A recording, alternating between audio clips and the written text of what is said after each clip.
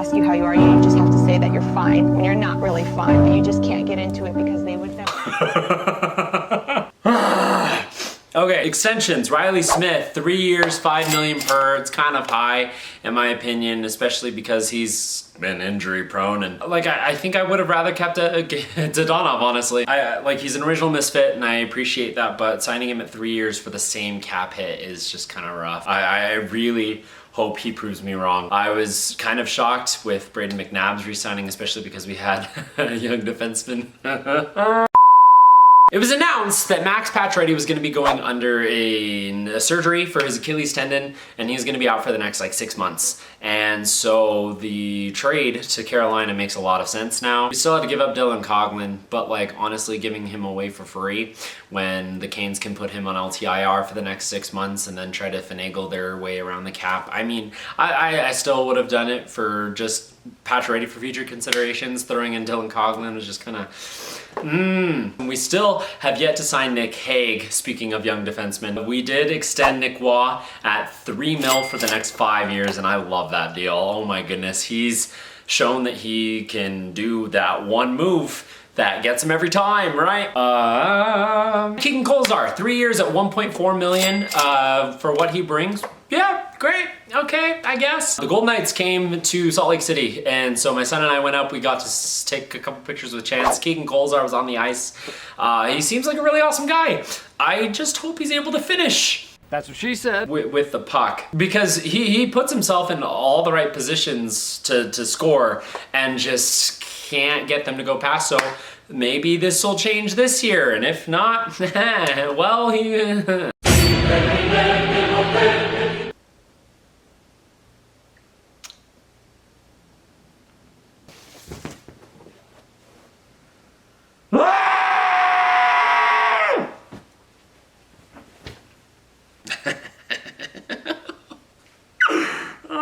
My goodness, this is upsetting for numerous reasons. One, there's a good portion of the Vegas fan base that still just hates on him, which why you would choose to do that to a player that is your own, that your team, that you're supporting. Like, you cannot like the guy, but to outwardly like hate and slander him like they have is kind of ridiculous. I don't know what I was expecting. The entire season. And we're gonna go with Logan Thompson and Laurent Brossoit, except we aren't, because we trade a 4th round pick to San Jose for Adin Hill, who has this 1 year left with a $2 million cap hit, and I don't know why we did this. He and Laurent Brossoit have the same role, I think. And this was right after Kelly McCrimmon, literally like less than a week before, had said that Logan Thompson and Laurent Brossoit were what we were going with, and then we trade for Adin Hill. This tells me that Brossoit is not ready to go as soon as the season starts, so we're probably gonna have Hill and Thompson. But the thing is when Brossoit gets better, if he gets better, I guess, this season, if we don't trade him away, the only one that's eligible for waivers, they're like exempt from waivers, is Logan Thompson. Who should be the best of the three, in my opinion, and the one that we should go with, which means we could bury one of the 2 contracts underneath with a cap penalty, but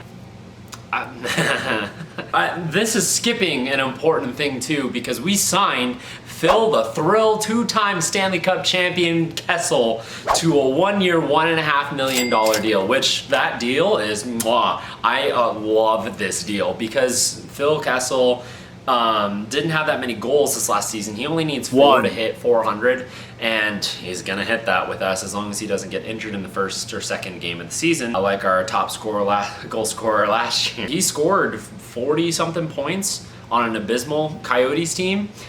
Like, that's really good. If we're able to get that production out of him for the cap hit that he's at, that's fantastic. Welcome to the Vegas Golden Knights, Phil the Thrill Kessel. I am so excited to have you. I will eat like a hot dog for you for every goal that you score this season, and they will be from Costco because those are the best hot dogs. I don't know if I can eat 3 in one though. So hat trick, I'll do it for you. Every goal Phil Kessel scores for the Vegas Golden Knights this season, I will eat a hot dog, all right? Guaranteed. It was at this moment that he knew. We signed Jake Leschyshyn and Paul Cotter to 3-year deals at about league minimum for both, which is great. I am fantastically excited about this. I really hope that Paul Cotter gets more ice time this season. I know that we've got other young people that I also want to see with Brisson, and it'll be interesting to see nonetheless. Why don't I do a roster prediction based off of the rosters that Cap Friendly has and stuff, so that like literally things could change with the season less than a month away, but we'll see. Eichel, Stone, and Stevenson, top line. Marchessault, I know that Bruce Cassidy has said that he's going to split up the Misfits or isn't going to be like jumping in with that. Obviously, if they show the best chemistry together, then like he's probably going to put them together because he's a smart coach. But he is said he's not afraid of mixing things up, so let's see where that goes. But if we do Eichel, Stone, and Stevenson on the top line with Marchessault, Carlson, and Kessel, yeah, why not? As the second line, and then we would have Reilly Smith down on the third with Waugh, and honestly, I'd probably put Howden there. He showed the most offensive upside, and I think that Carrier, Kolesar, and Amadio as that bottom line, like that makes sense to me. Petro Martinez, Theodore McNabb, Whitecloud Hutton, with the possibility, hopefully, with more than the possibility, because we are signing him. We are going to sign Nic Hague, in there, and so Ben Hutton would be our 7th defenseman. That's pretty solid, depending upon who gets injured. I would like to see Brendan Brisson, Leschyshyn, Rombjerg, Cotter, all of them. Korczak and Miramanov probably as our like rookie D-man that can come up, and then in goal. To start the season, we're going to have Adin Hill and Logan Thompson probably, and then when Brassard comes back, we'll figure out what's going to happen there, with our third goalie probably being Michael Hutchinson, which Steve Dangle uses this analogy for that, where they're the buoy, because when you get to the buoy, you know you've gone too far. If we ever put Michael Hutchinson in net in the Vegas Golden Knights, we've gone too far. The last thing I wanted to talk about, the reason I'm wearing this sweater right here, is because the Vegas Golden Knights Reverse Retro 2.0 has been released. They went with a black jersey with a word mark, which, word marks, I like the font that they chose, and I am actually really pumped for this. It is reminiscent of the Canucks skate jersey with the colors. The Blasty jersey has the same-ish colors, but the thing that's gonna separate this from the others is I think they're gonna use the gold like from the jerseys as the gold around the waist and around the shoulder, the arms, and the font. For the front part, it's similar to the Excalibur font, and then the number font is from the Stardust Casino that was shut down in 2007, and so it's paying homage to the Vegas Valley's history, which is really, really cool. It's retro in that respect, which, I mean, what else is Vegas gonna go off of? The sword on the pants is pretty dope. I'm really excited about that. If it's exactly the way that it looks, I will immediately buy one. It should be really interesting, and I'm so excited for hockey to come back. I'm so excited to get my hands on a reverse retro. I'm ready for them to break my heart again.